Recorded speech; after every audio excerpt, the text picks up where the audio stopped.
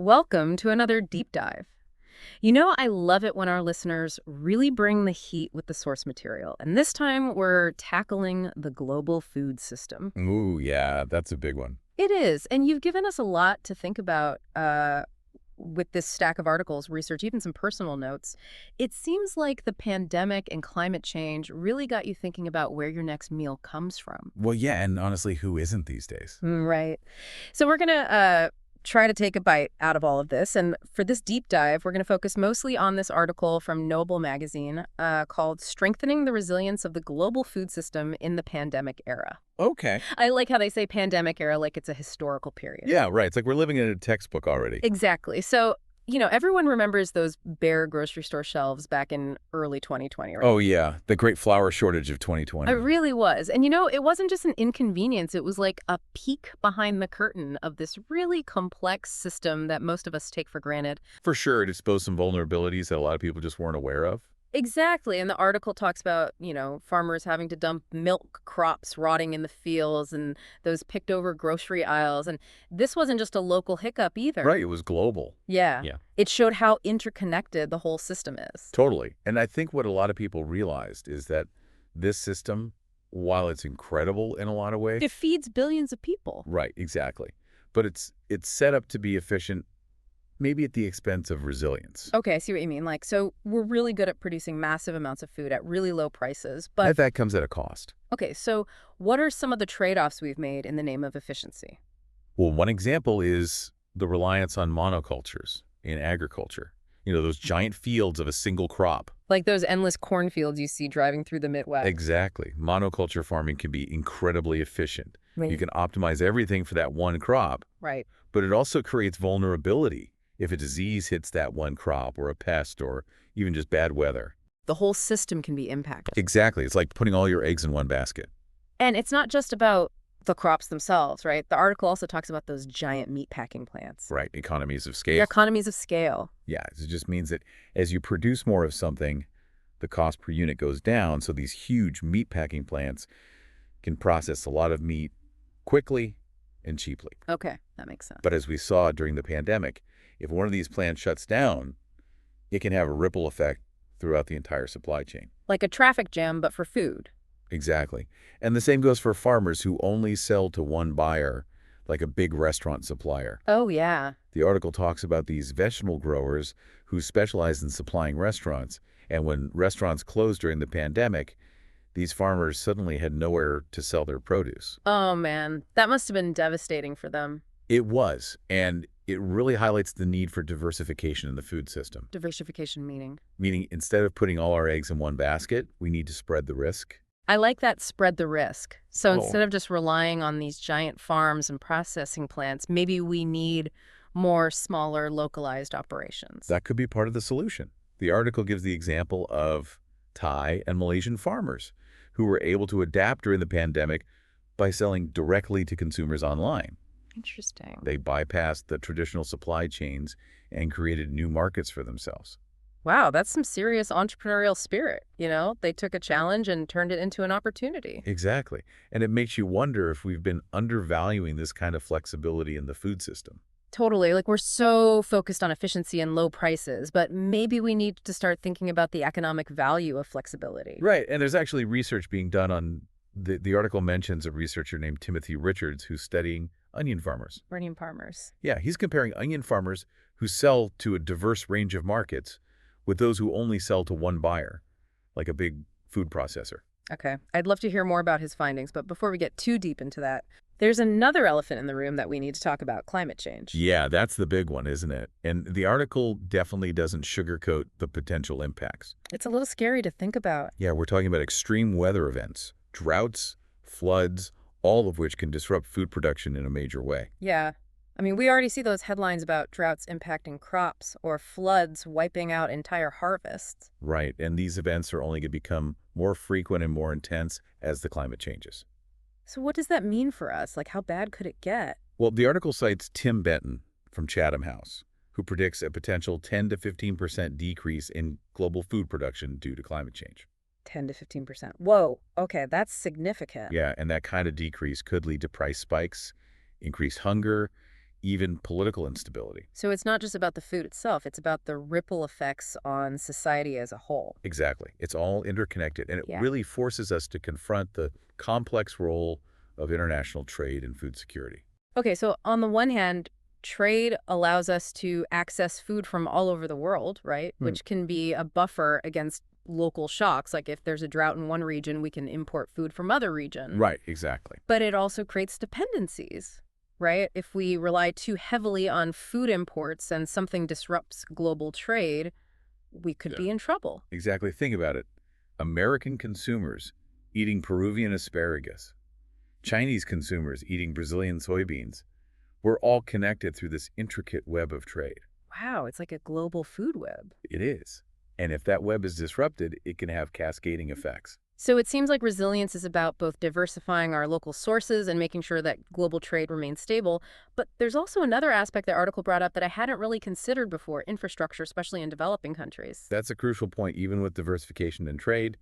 If you don't have the basic infrastructure in place to get food from point A to point B, it doesn't matter how much food you produce. Right. It's like having a full pantry, but no way to get to it. Exactly. And the article talks about Thomas Rudin's work in Burkina Faso. Okay. He found that something as simple as building culverts to prevent road washouts during storms could have a huge impact on food security. Wow, that's amazing that something so simple can make such a big difference. It is, and it's a great example of how relatively small investments in infrastructure can have a ripple effect, particularly in regions that are especially vulnerable to climate change. You're only as strong as your weakest link. Exactly. And here's another connection that I found particularly fascinating. Did you know that the way we produce food can actually contribute to the emergence of new diseases? Wait, really? How does that work? Well, the article highlights how agricultural practices, particularly the expansion of farmland into forests, can increase the interaction between humans and wildlife. Okay. And that creates opportunities for zoonotic diseases, diseases that can jump from animals to humans, to emerge and spread. Oh, wow. I had no idea there was such a direct link between agriculture and pandemics, like another layer of vulnerability that we need to address. Exactly. And it brings us to the big question, how do we move forward and build a more resilient food system in the face of all these challenges? What stood out to you as potential solutions from the article? Well, the term sustainable intensification came up quite a bit. It seemed like a promising approach, but I'll admit I'm not entirely clear on what it means. Let's unpack that in the next part of our deep dive. Okay, so we left off talking about sustainable intensification. What exactly does that mean? Is it just a fancy way of saying we need to grow more food? Well, it's a bit more nuanced than that. It's about producing more food from the land we already have, but doing it in a way that's environmentally and socially sustainable. Okay. It's about finding ways to increase yields while minimizing our impact on the planet and ensuring fair labor practices. So it's not just about quantity, it's about quality and ethics too. Exactly. It's about finding that sweet spot where we can feed a growing population without depleting our natural resources or exploiting workers. Okay, that sounds like a tall order. It is. So what are some of the strategies the article highlights for achieving sustainable intensification? One of the biggest levers we can pull is reducing our consumption of meat and dairy. Think about it.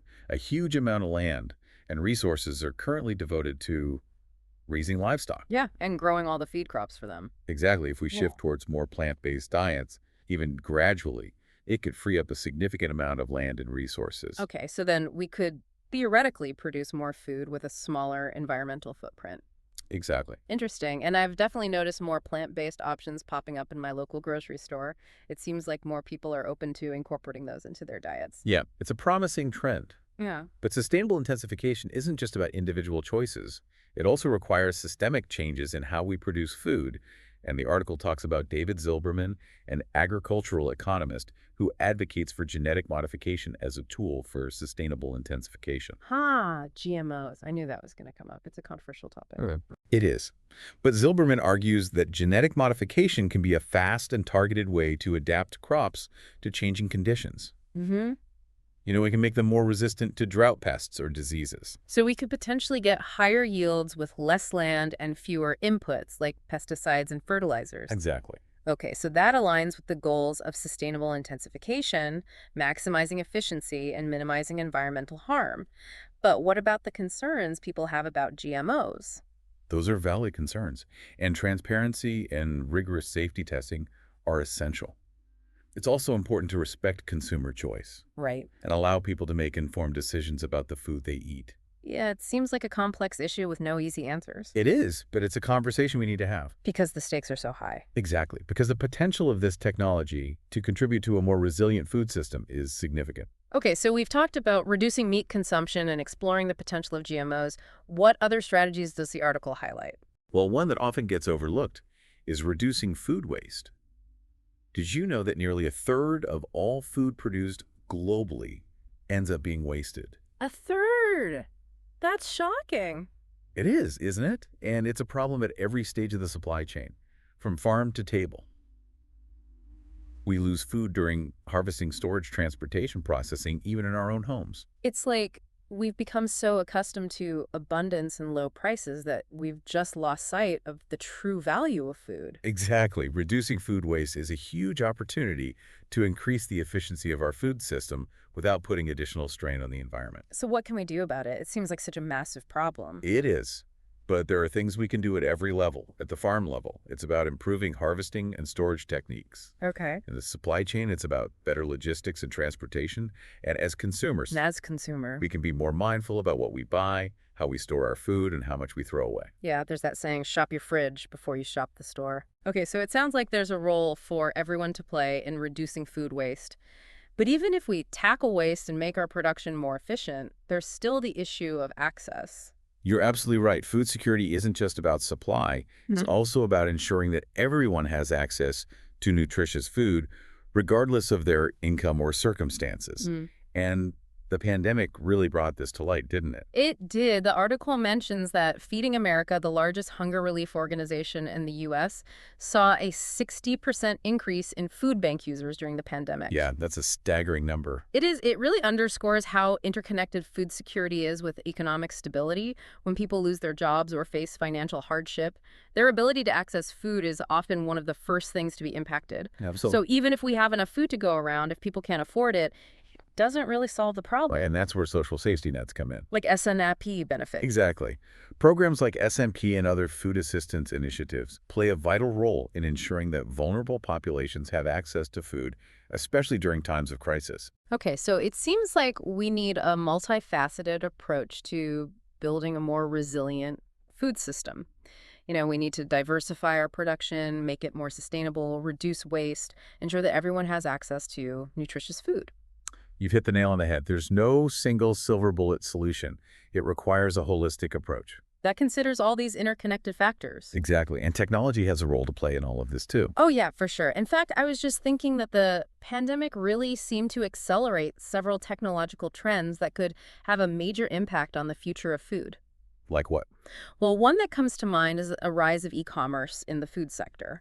You know, lockdowns forced a lot of small producers to find new ways to connect with consumers, and this led to a boom in online farmers markets and home delivery services. Yeah, I've definitely been ordering groceries online more than ever before. Me too. It's convenient, and it can be a way to support local businesses. Exactly. And this shift towards e-commerce could also create opportunities for greater transparency and information sharing in the food system. How so? Well, consumers can learn more about where their food comes from, how it's produced, and its environmental impact. So it's about empowering consumers to make more informed choices. Exactly what other innovations are we seeing? Well, another one that comes to mind is automation. As labor shortages hit various points in the food supply chain, we're seeing a growing push towards automation, especially in tasks like meat packing and harvesting. Right, makes sense. But I imagine there are concerns about job displacement as automation becomes more widespread. Yeah, for sure. It's a valid concern.